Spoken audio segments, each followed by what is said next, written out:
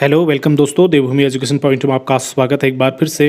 दोस्तों सीडीपी के लिए आज हम जो है यूटेट फर्स्ट और यूटेट सेकंड के लिए आज दूसरा सेट हम आप लोगों के लिए लेकर आए हैं। कल के सेट में हमने बाल विकास से ज़्यादा क्वेश्चन दिए थे और आपको आंसर पहले ही दिखा दिए थे, लेकिन हम आसानी से कठिन की ओर चलेंगे। तो आज का जो सेट है इसमें हमने मिक्स क्वेश्चन देखने को मिलेंगे। आपको थोड़ा सा आपको लग सकता है कि क्वेश्चन का लेवल थोड़ा हार्ड है, लग सकता है किसी को, और बहुत ही महत्वपूर्ण क्वेश्चन है। और जितने क्वेश्चन होंगे उनके हम प्रत्येक जहाँ पर भी ज़रूरत महसूस होगी प्रत्येक ऑप्शन पर भी चर्चा करने वाले हैं। तो इस सेट में आप मेरे साथ बने रहिए, बहुत ही महत्वपूर्ण सेट है। अभी के अभी लाइक कर दीजिए दोस्तों, और अगर आपको किसी में डाउट आता है तो कमेंट करके ज़रूर बताइएगा। बाकी लोगों तक शेयर करके आप हमारी मदद कर सकते हैं। चलिए वीडियो को शुरू करते हैं। आज का सेट आप देखेंगे, आपको पता चल जाएगा कि कितनी इंपॉर्टेंट सेशन आप लोगों के लिए रहने वाला है। देखिए दोस्तों, पहला जो क्वेश्चन है इसमें यह है कि इनमें से कौन सा मनोवैज्ञानिक भाषा विकास से संबंधित है। ठीक है, भाषा विकास से संबंधित दोस्तों चॉम्स्की हैं। ठीक है, भाषा विकास से संबंधित चॉम्स्की। बाकी पावलोव आपने देखा होगा, ये लर्निंग से संबंधित है। ठीक है, लर्निंग अधिगम के सिद्धांत, इन्होंने अधिगम के नियम दिए थे पावलोव। ठीक है, इन्होंने जो है डॉग पर वो किया था, कुत्ते पर अपना प्रयोग किया था, आपको पता होगा इनके बारे में। बिने के बारे में आप जानते होंगे। ठीक है, तो इन्होंने जो है बुद्धि परीक्षण किए थे। बुद्धि परीक्षण तो ये बुद्धि से संबंधित है। ठीक है, और उसके बाद अब्राहम मैस्लो के बारे में आपने सुना होगा, इनका भी सिद्धांत था। ठीक है, अंतर्दृष्टि का सिद्धांत, सूझ का सिद्धांत, उन्होंने भी लर्निंग के और इसके बारे में दिया था। तो चॉम्स्की यहाँ पर भाषा विकास से संबंधित, यहाँ पर चॉम्स्की सही होगा। अगला देखते हैं, ग्रोह अवस्था किस आयु वर्ग और विलंब विकास से संबंधित है। सबसे पहले आप अगर क्वेश्चन पर ध्यान देंगे तो ग्रोह अवस्था क्यों देखेंगे आप। जो ग्रोह बनाने की अवस्था होती है दोस्तों वो होती है बाल्यावस्था में। ठीक है, बाल्यावस्था में जो है ग्रोह बनाने की जो है एक विशेषता पाई जाती है। तो अब 16 से 19 वर्ष ये तो नहीं रहा, ये जो है किसके अंतर्गत आ जाता है, ये किशोरावस्था हो गई। और ये 3 से 6 वर्ष यहाँ पर आप थोड़ा सा कह सकते हैं, लेकिन उत्तर बाल्यावस्था में ये 10 से लेकर के जो है 8 से लेकर के 10 वर्ष तक का है सामाजिकरण और सामाजिकरण। ठीक है, तो इसमें जो है गिरोह बनाने की अवस्था होती है।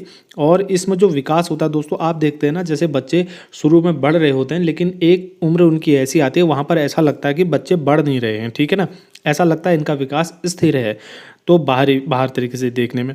तो यहाँ पर जो है थोड़ा सा विलंब भी यहाँ पर देखने को मिलता है, और ग्रोह बनाने की अवस्था जो है यही होती है।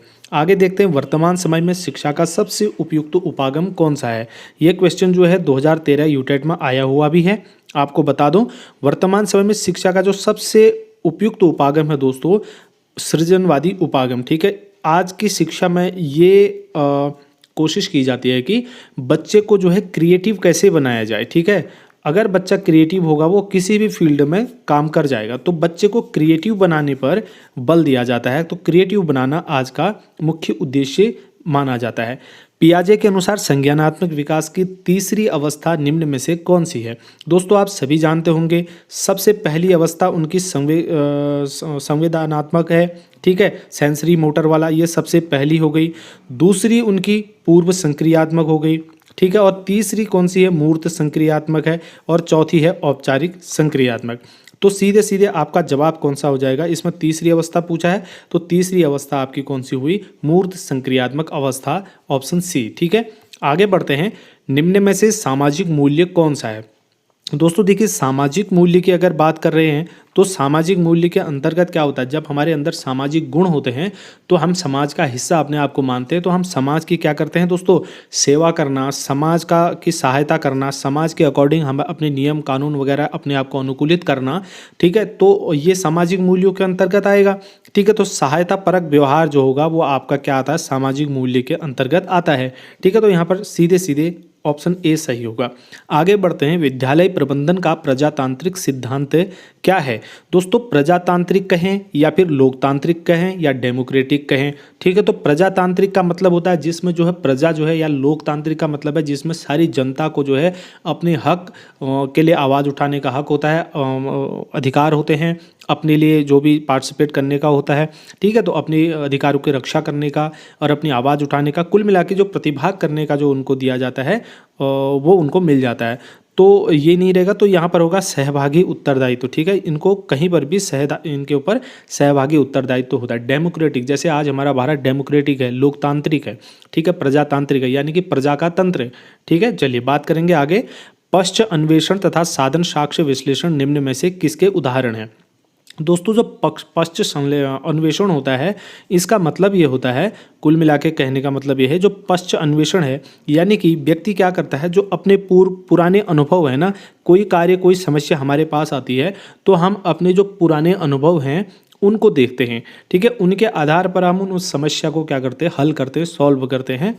और उसी के बाद साधन साक्ष्य विश्लेषण क्या करेंगे, फिर वर्तमान में जो हमारे पास समस्या है उसके लिए जो साधन है उसका हम विश्लेषण करते हैं और अपनी समस्या को हल करते हैं। यानी कि इन दोनों को आपस में इंटरकनेक्टेड करके हम अपनी समस्या का सॉल्यूशन निकालते हैं। तो यानी कि क्या होगा, स्वतः शोध होगा। इसने अपने आप पर शोध किया, ठीक है ना, इसने अपने जो पुराने अनुभव थे उन पर शोध किया, उनका विश्लेषण किया, और जो उसके पास वर्तमान साधन उपलब्ध थे उनका शोध किया, उन पर रिसर्च की, उनका विश्लेषण किया, और उस आधार पर इसने क्या किया, अपनी समस्या का सॉल्यूशन निकाला। ठीक है, तो ये होता है पश्च अन्वेषण तथा साधन साक्ष्य विश्लेषण। तो किसका उदाहरण हुआ, यह स्वतः शोध का उदाहरण हुआ। आगे देखते हैं, विद्यालय में छात्र रजिस्टर संधारण के लिए छात्र के विषय में निम्नलिखित में से कौन सी सूचना अपेक्षित नहीं है। इस प्रश्न का मतलब ये है कि विद्यालय में आप अगर जो छात्रों का जो रजिस्टर होता है उसको मेंटेन करना है आपने, तो उस छात्र रजिस्टर को मेंटेन, छात्र पंजिका रजिस्टर जो होता है, पंजिका जिसको बोलते हैं, उसको मेंटेन करने के लिए आपको क्या क्या ज़रूरत होती है। देखिए, सबसे पहले उनकी जो जन्म तिथि है, जन्म दिनांक है, उसकी ज़रूरत होगी आपको छात्र का डिटेल रखने के लिए। बिल्कुल सही बात है।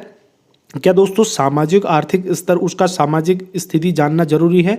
तो ये नहीं जरूरी है। बाकी प्रवेश का दिनांक आपके लिए जरूरी है और पिताजी का नाम भी इसमें जरूरी होता है, लेकिन ऑप्शन बी यहाँ पर जरूरी नहीं होता है। ठीक है, तो ये सीधे सीधे बी ऑप्शन सही। आगे बात करेंगे, हमारी ज्ञानेंद्रियां ज्ञान प्राप्ति के द्वार है। बिल्कुल ठीक बात है। इस कथन और शिक्षण सहायक सामग्री उपयोग के मनोविज्ञान के अनुसार निम्नलिखित में से कौन सा विकल्प अधिकतम अधिगम के लिए सहयोगी होगा। कहने का मतलब ये है कि हम जानते हैं कि हमारी ज्ञानेंद्रियां ज्ञान प्राप्ति के द्वार हैं। अगर हम टीचिंग करते हैं तो उसमें जो सहायक सामग्री उपयोग करेंगे मनोविज्ञानी को ध्यान में रखते हुए, मनोविज्ञान के सिद्धांतों को ध्यान में रखते हुए, तो उसमें से क्या सबसे ज़्यादा इफेक्टिव होगा।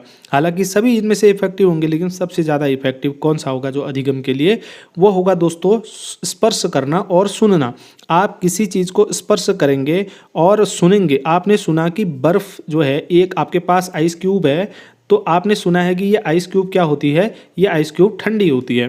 ठीक है, आपने ऐसा सुना है, लेकिन आपको कैसे पता चलेगा? आपने अगर इसको छू लिया तो आपको पता चल जाएगा कि भाई हाँ, ये सच में ठंडी होती है।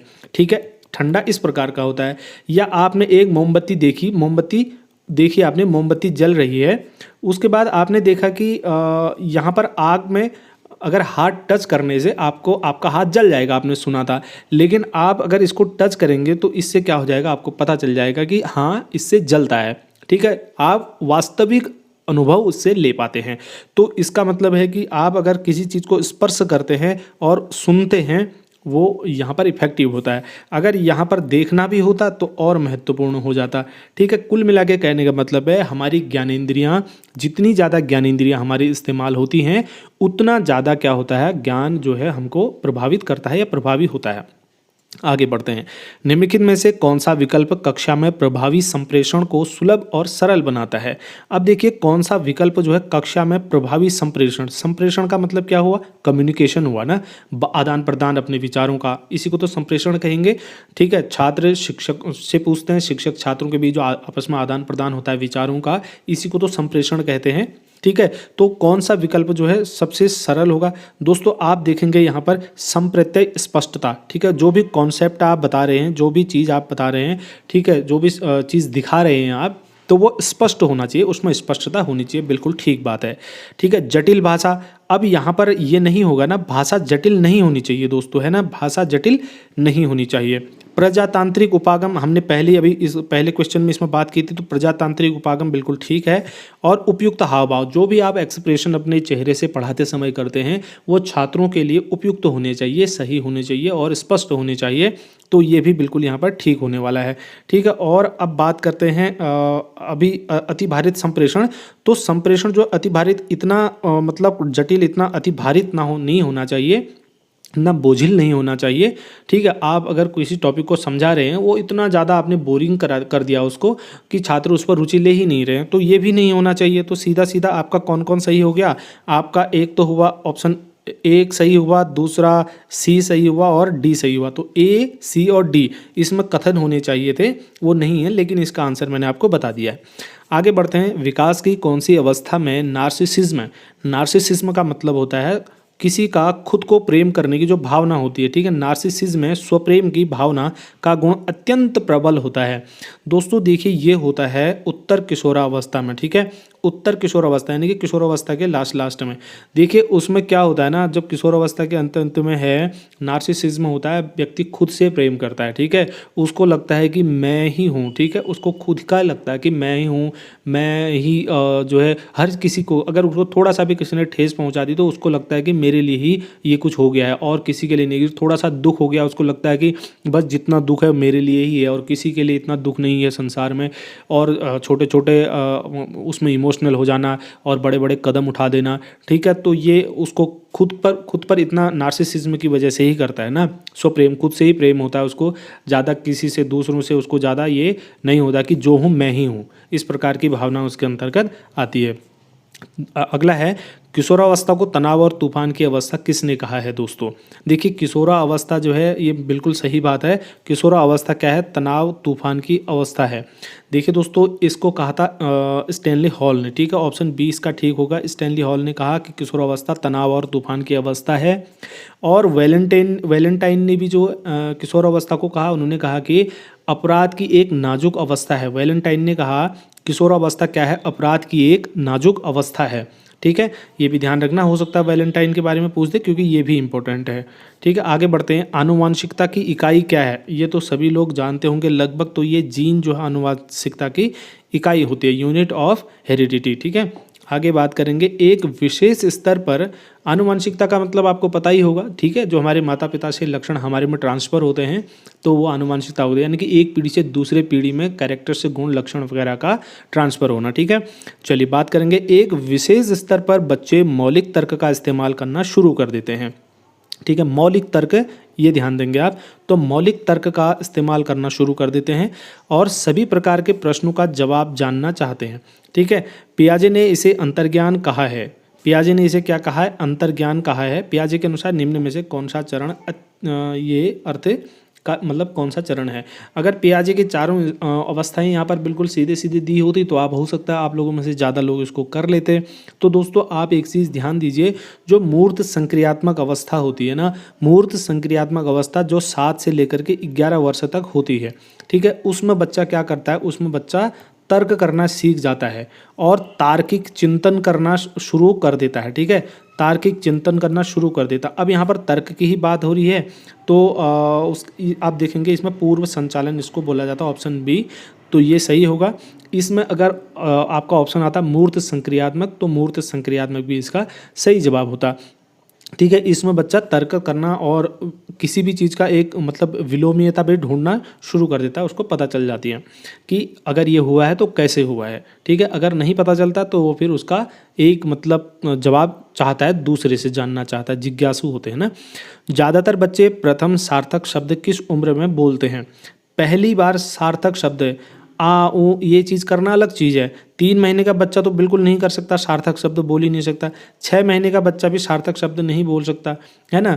तो अब बात करेंगे 35 से 40 महीने। ठीक है, भारतीय 36 यानी कि 3 साल कह रहे हैं, तो 3 साल तक तो बच्चा काफ़ी कुछ बोलना शुरू कर देता, तो ये भी नहीं होगा। एक ऑप्शन बचता था 10 से लेकर के 13 महीने का जो बच्चा होता है, लगभग यहाँ पर क्या करता है, वो एक आध सार्थक शब्द बोलना शुरू कर देता है। पहला सार्थक शब्द की बात हो रही है। ठीक है, तो 10 महीने से लेकर के 13 महीने के जो बीच के बच्चे हैं, हर किसी का भाषा विकास अलग अलग हो सकता है। कोई 10 महीने में बोलना शुरू कर सकता है, कोई 11 महीने में बोलना शुरू कर सकता है। तो लगभग जो है 10 से 13 महीने के बीच में बच्चा पहली बार जो है सार्थक शब्द का उच्चारण कर लेता है। आगे देखते हैं, एक 5 वर्ष के बच्चे में दूसरों के प्रति प्रतिक्रिया और संप्रेषण में कमी है। कोई एक 5 वर्ष का बच्चा है, उसमें जो है दूसरों के प्रति प्रतिक्रिया करने की और उसमें बात करने की, बातचीत करने की कमी है। तो तथा असामान्य व्यवहार, और इस असामान्य व्यवहार को, किसी भी प्रकार का असामान्य व्यवहार है उसको बार बार दोहराता है। इस तरह के लक्षण किस चीज़ का प्रतीक है दोस्तों? ये है शैशव स्वलीनता। ठीक है, यानी कि बच्चे में अभी शैशवावस्था के जो गुण हैं उसमें ही बच्चा लीन है अभी तक। ठीक है, उसमें अभी भी क्या है, जो शैशवावस्था में जो उसके काम होते थे, शैशवावस्था में जो उसकी एक्टिविटीज़ हुआ करती थी, उसका मानसिक विकास जिस प्रकार का था और शारीरिक एक्टिविटी गतिविधि जो थी वो उसी प्रकार की जो है आगे भी रह जाती है। ठीक है, तो उसी में लिप्त रह जाता है बच्चा, तो इसीलिए इसका आंसर क्या होगा? शैशव स्वलीनता होगा। बात करेंगे किशोरावस्था की ऐसी आदत जिसमें खुद को भूखे रखने की प्रवृत्ति होती है तथा ये ज़्यादा बालिकाओं में पाई जाती है। ऐसी अवस्था को क्या कहते हैं? देखिए, किशोरावस्था में, ठीक है, जो लड़कियां मान लो या लड़के जो है 12 से लेकर के 18 वर्ष के बीच के होते हैं, इस एज में क्या होता है, बच्चे ज़्यादातर अपने आप को भूखा रखते हैं। ठीक है, जैसे किसी ने कुछ बोल दिया, मम्मी ने डांट दिया, पिताजी ने डांट दिया, किसी ने डांट दिया, तो वो क्या करेंगे? खाना नहीं खाएंगे, अपने आप को भूखा रखेंगे। तो भूखा रख के उनको ऐसा लगता है कि अपने आप को दोष देकर, दंड देकर, या मम्मी पापा को दया आएगी, या कुछ भी गुस्सा निकालने के लिए वो क्या करते हैं? खाना नहीं खाएंगे, भूखे रहेंगे। तो जो ये चीज़ है ना, इसको क्या कहा जाता है? तो इसको कहा जाता है दोस्तों एनोरेक्सिया नर्वोसा। ठीक है, एनोरेक्सिया नर्वोसा जो ये एक्टिविटी होती है इसको कहा जाता है। ठीक है, आगे बढ़ते हैं। निम्न में से किस तकनीक के अंतर्गत एक बच्चा किसी चीज़ को हासिल करता है? ठीक है, एक बच्चा किसी चीज़ को हासिल करता है जिसे बाद में वो अपने इच्छुक चीज़ें कार्य या लाभ में बदल सकता है। ठीक है, एक बच्चा है, किसी भी चीज़ को वो क्या कर लेता है? हासिल कर लेता है पहले, फिर उस चीज़ का वो क्या करता है? जो भी उसकी जो इच्छुक चीज़ें हैं या भी उसका जो मनचाहा कार्य है, ठीक है, या कोई लाभ है, उसमें उस चीज़ को बदल लेता है। तो ये टोकन इकोनॉमी हुई। टोकन से आप सीधे सीधे समझ लो, आप होटल में जाते हैं जहाँ टोकन सिस्टम होता है, वहाँ से एक टोकन लेते हैं, पेमेंट करके टोकन के अनुसार जो है आपको जो खाना होता है, फिर आप उसका लाभ ले लेते हैं, वो भोजन आप प्राप्त कर लेते हैं, या अन्य चीज़ों में भी, या टिकट के लिए कह सकते हैं किसी भी। तो कुल मिला के यही है। तो ऑप्शन ए यहाँ पर होगा, टोकन इकोनॉमी इसको बोला जाता है। आगे देखते हैं, बाल्यावस्था के दौरान अपने तथा दूसरों के नज़रिए में फर्क करने में अयोग्यता को दर्शाता है। बालक बाल्यावस्था के दौरान जो है अपने और दूसरों के नज़रिए में फर्क करने की अयोग्यता। ठीक है, तो इसको कहते हैं आत्म केंद्रित, ईगोसेंट्रिसिज्म। ठीक है, ईगोसेंट्रिसिज्म इसको बोला जाता है। ठीक है, आगे देखते हैं। नेक्स्ट है, मात्रात्मक व्यक्तिगत क्षमता रूपी प्रक्रिया को कहा जाता है। ठीक है, मात्रात्मक। अब देखिए यहाँ पर कुल मिला के कहने का मतलब है, आपको मैंने 2 चीज़ बताई थी। एक बताया था मैंने मात्रात्मक विकास, ठीक है, मात्रात्मक विकास बोला था। एक दूसरा होता है दोस्तों गुणात्मक विकास। ठीक है, गुणात्मक परिवर्तन और मात्रात्मक परिवर्तन। जो मात्रात्मक परिवर्तन होता है, मात्रात्मक, उसको वृद्धि बोला जाता है। जहाँ पर गुणात्मक परिवर्तन होता है उसको क्या कहते हैं? उसको विकास कहते हैं। 2 चीज़ अलग अलग है ना। तो यहाँ पर मात्रात्मक व्यक्तिगत क्षमता पूछ रहा है, तो ये वृद्धि के अंतर्गत आएगा, ऑप्शन बी। ठीक है, आगे देखते हैं। किशोरावस्था में एक बच्चे के उचित विकास के लिए माता पिता तथा शिक्षक निम्न कार्य कर सकते हैं। किशोरावस्था की बात हो रही है, तो माता पिता और शिक्षक क्या काम कर सकते हैं उसके विकास के लिए? लिंग शिक्षा का उचित ज्ञान देकर के। किशोरावस्था में जैसे ही आप बच्चे से एक प्रौढ़ होने की तरफ को बढ़ते हैं तो उसके बीच की अवस्था आती है। ठीक है, उस समय हमारी बॉडी में बहुत सारे चेंजेज आते हैं, वो संवेगात्मक परिवर्तन आते हैं। ठीक है, और फिजिकल अपीयरेंस में परिवर्तन आते हैं, कई प्रकार के आते हैं, हार्मोन केमिकल वगैरह चेंज होते हैं। ठीक है, तो इस दौरान जो है हम क्या करते हैं? लिंग की शिक्षा बच्चों को दे करके उसका उचित ज्ञान हम जो है दे सकते हैं जेंडर के बारे में। ठीक है, और उचित वातावरण प्रदान कर सकते हैं उनको। ठीक है, उस समय वो छोटी छोटी बातों में इमोशनल होना, ये सारी चीज़ें होती हैं। तो बुरी संगत में पढ़ने की उम्र भी यहीं पर होती है। ठीक है, लड़का लड़की एक दूसरे के प्रति अट्रैक्शन होने की एज भी ही होती है, तो वो गलत रास्ते पर जा सकते हैं। पहली बात, उनको उचित ज्ञान देंगे। दूसरा, हम उनको एक उचित वातावरण देंगे। जैसे वातावरण में वो रहना चाहते हैं, हम ये कोशिश करेंगे कि उनको वैसा वातावरण प्रदान किया जाए, और ये भी ध्यान रखा जाए कि उस वातावरण में वो सही तरीके से जो है एडेप्टेशन कर पाए। ठीक है। तीसरा है परामर्श और मार्गदर्शन सेवा की व्यवस्था करना, यदि आवश्यक हो तो। वही मैं बता रहा था अभी कि उनको परामर्श और मार्गदर्शन वगैरह भी हम देना चाहेंगे टीचर और माता पिता होने के नाते। तो यानी कि उपरोक्त तो सभी सही होंगे यहाँ पर। आगे, एरिक्सन के अनुसार बच्चों का मनोसामाजिक विकास 8 चरण में होता है। एक कक्षा 3 का छात्र है, लगभग जो 9 साल के आसपास का छात्र होगा, तो विकास के किस चरण से मेल खाता है। ठीक है, तो अब यहाँ पर देखेंगे कक्षा 3 का छात्र है जिसकी उम्र लगभग कितने साल की होगी, 9 साल की होगी। तो दोस्तों देखिए वो क्या करेगा, जो कक्षा 3 का छात्र है, 9 साल का है, तो वो क्या करता है दोस्तों, हीनता से बचने के लिए परिश्रम करता है। परिश्रम बनाम हीनता यहाँ पर होगा। ठीक है, आप कक्षा 3 का छात्र है, वो उसको आप जो है पता है कक्षा में अगर मैं ये काम नहीं करूँगा तो कल को मेरा मजाक उड़ेगा, तो इन चीज़ों से उसके लिए वो परिश्रम करता है। आगे देखते हैं, शुरू में एक बच्चा अपनी पूरी हथेली का उपयोग करके वस्तु को पकड़ता है। ठीक है, ध्यान से क्वेश्चन को समझेंगे तो क्वेश्चन सीधे हल हो जाएगा। धीरे धीरे वृद्धि और विकास के रूप में बच्चा उंगलियों और अंगूठे का उपयोग करता है। सबसे पहले उसने क्या किया, सबसे पहले उसने पूरी हथेली का उपयोग किया किसी सामान को पकड़ने के लिए, लेकिन कुछ जैसे जैसे उसका विकास होते रहता है वैसे वैसे फिर वो हथेली की जगह वो समझ जाता है कि इसके पकड़ने के लिए उंगलियों का इस्तेमाल करना पड़ेगा। ठीक है, अब वो उंगलियों का उपयोग करने लग गया वस्तु को उठाने के लिए। तो इस प्रकार की प्रगति क्या कहलाती है। ठीक है, तो इसको कहते हैं प्रोक्सिमोडिस्टल प्रगति कहते हैं दोस्तों। ठीक है, ये इसको इंग्लिश में दिया है, अगर हम इसको हिंदी में समझें तो इसको बोलेंगे समीप दूराभिमुख। ठीक है, समीप दूराभिमुख प्रगति इसको बोलेंगे। इसमें क्या होता है, बच्चा क्या करता है, सबसे पहले जो है जो अपनी जो मसल होती है, ठीक है, अपनी छोटी छोटी मसल्स के बजाय वो क्या करता है, जो बड़ी मसल्स होती है उसका इस्तेमाल करता है। ठीक है, इसको दूसरे तरीके से अगर समझें, जो शरीर के सबसे निकट होगा, ठीक है, उस हिस्से का इस्तेमाल पहले करेगा, जो दूर का होगा उसको बाद में करेगा। हथेली पहले आई, अंगुलियां दूर आई तो पहले इसका इस्तेमाल करेगा। ठीक है, इस तरीके से होता है। और एक तरह से और भी इस क्वेश्चन को पूछ सकते हो, इसमें अंदर से बाहर की तरफ को भी इसको कह सकते हैं। ठीक है, और दूसरा अगर यहाँ पर सिफेलोकॉडल प्रगति दिया है तो सिफेलोकॉडल का मतलब क्या हुआ, सिफेलोकॉडल सिर से पैर की तरफ को। ठीक है, सिर से पैर तक को। अब इसमें अगर क्वेश्चन में आएगा, जैसे कोई बच्चा है, विकास हमेशा जो है सिर से पैर की तरफ होता है। ठीक है, अब देखिए बच्चा अगर सबसे पहले क्या करता है, बच्चा अपने सिर पर कंट्रोल करना सीखता है कि नहीं सीखता। जब बच्चा छोटा होता है उसको आप उठाते हैं, उसकी गर्दन ऐसे चली जाती है, कभी दाएं कभी बाएं कभी पीछे, कंट्रोल नहीं कर पाता। लेकिन धीरे धीरे वो जो है अपने सिर को पहले बैलेंस करना सीखता है, कंट्रोल करना सीखता है। उसके बाद धीरे धीरे अपने हाथों पर कंट्रोल करता है, बाद में अपने पैरों पर भी कंट्रोल करना बच्चा सीखता है। तो इस प्रकार से विकास जो है सिर से पैर की तरफ को अगर होता है तो इसको बोलते हैं सिफेलोकॉडल प्रगति। ठीक है, और प्रॉक्सिमेडिस्टल प्रगति मैंने बोल दिया। सबसे पहले जो स्थूल चीज़ें हैं, सबसे पहले वो क्या करेगा, किसी भी चीज़ को करने के लिए अगर चीज़ पकड़ने जाएगा, पूरा हाथ ले जाएगा, अपना पूरा हाथ ले जाएगा, उसको लगेगा कि हाथ से ही मैं इसको उठा लूँगा। नहीं, फिर वो हथेली का इस्तेमाल करना, वो हथेली से उठाने की कोशिश करता है, लेकिन बाद में सीखता है कि नहीं, इसको उठाने के लिए उंगलियों का इस्तेमाल करना पड़ता है, तो फिर बच्चा उंगलियों से इन चीज़ों को उठाता है। तो इस प्रकार से ये विकास की अवस्थाएं होती हैं।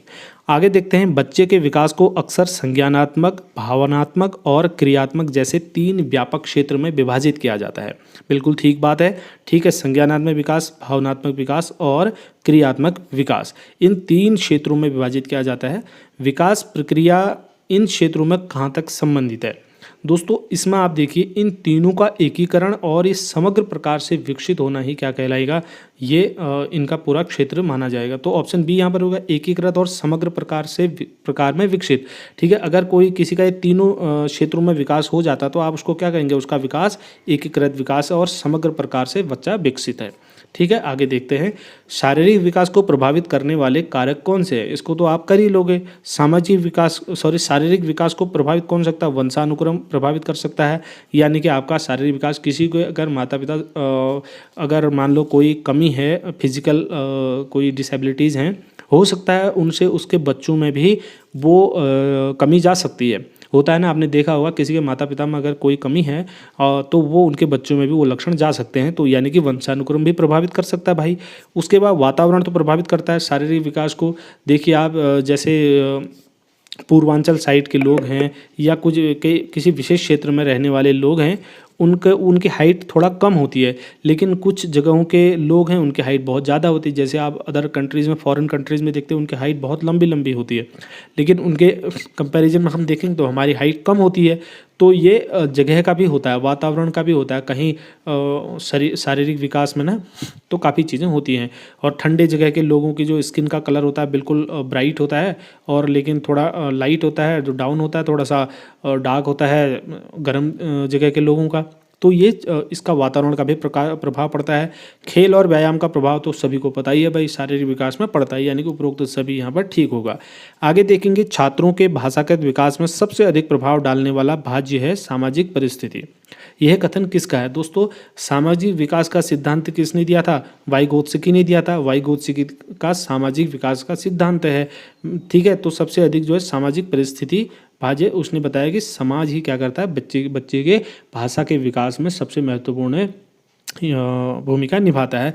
तो ये वाइगोत्स्की का है, ठीक है, ये रखेंगे, लेव वाइगोत्स्की। आगे बात करेंगे, मनोसामाजिक विकास किससे संबंधित है? ठीक है, मनोसामाजिक विकास का सिद्धांत आप कह सकते हैं एरिक्सन के सिद्धांत को, ठीक है। एरिक्सन ने मनोसामाजिक विकास के बारे में बात की है एरिक्सन के सिद्धांत से। आगे बात करते हैं, सभी अधिगमकर्ताओं के लिए विद्यालयी अनुभव का सबसे प्रमुख पक्ष कौन सा है? विद्यालयी अनुभव का, देखिए विद्यालय क्या होता है, जॉन डीवी ने क्या कहा, विद्यालय क्या है, समाज का लघु रूप है, ठीक है। एक समाज का छोटा रूप ही क्या है, विद्यालय है। तो विद्यालय में हम क्या करते हैं, अपने सहपाठियों के साथ और विद्यालय के समस्त छात्र छात्राओं के साथ उस परिवेश में रहते हैं, वहाँ पर समायोजन करना सीखते हैं, एक दूसरे का सहयोग करना सीखते हैं और अनुशासन सीखते हैं। तो ये सारी चीज़ें जो है वहाँ पर समाज में रह करके सीखते हैं, ठीक है। तो यहाँ पर क्या हो जाएगा, समाज में दूसरों के साथ अनुशासित रहना सीखना, ठीक है। तो दूसरों के साथ, क्योंकि समाज में हम अकेले नहीं हैं, समाज में अन्य लोग हैं, उनके साथ हमको अपना बात व्यवहार वगैरह सब कुछ बनाकर रखना पड़ता है, और उनके अनुसार कुछ चीज़ें छोड़नी पड़ती हैं, कुछ चीज़ें शुरू करनी पड़ती हैं। तो ये सारी चीज़ों का ध्यान रखना पड़ता है, अनुशासित रहना पड़ता है। अगला है, संज्ञानात्मक संपत्ति का न्यूनतम स्तर कौन सा है? संज्ञानात्मक संपत्ति का न्यूनतम स्तर दोस्तों ज्ञान है, ठीक है। सबसे पहले जो है ज्ञान होता है, फिर उसका बोध होता है, ठीक है। ज्ञान प्राप्त करना, किसी चीज़ को सीख लेना, हमने कहा कि घर जो है ईंट से मिलकर बना होता है, फिर उसके बाद हम देखेंगे ईंट किससे मिलकर बनती है, ठीक है। इन चीज़ों के बारे में जब अच्छे तरीके से बोध होता है बाद में, सबसे पहले तो खाली एक ज्ञान हमको मिल जाता है, ठीक है ना। स्कूल यहाँ से जो है 10 किलोमीटर दूर है, फिर उसके बारे में जब हमको बोध होगा कि अच्छा उतनी दूर है और रास्ता इसका यहाँ से जाता है, तो इस प्रकार से जो है बोध होता है, उसके बाद हम उसका अनुप्रयोग करते हैं, फिर हम उस रास्ते से जाते हैं, लास्ट में विश्लेषण करते हैं, अच्छा ठीक है यहाँ इतनी चढ़ाई है और इतना किलोमीटर है, इतना इसमें पैदल चलना पड़ेगा और इतना इसमें ये चीज़ें होंगी, तो लास्ट में उसका विश्लेषण करते हैं। तो यहाँ पर इस प्रकार से सबसे पहला क्या आ जाएगा, ज्ञान, ठीक है, न्यूनतम स्तर।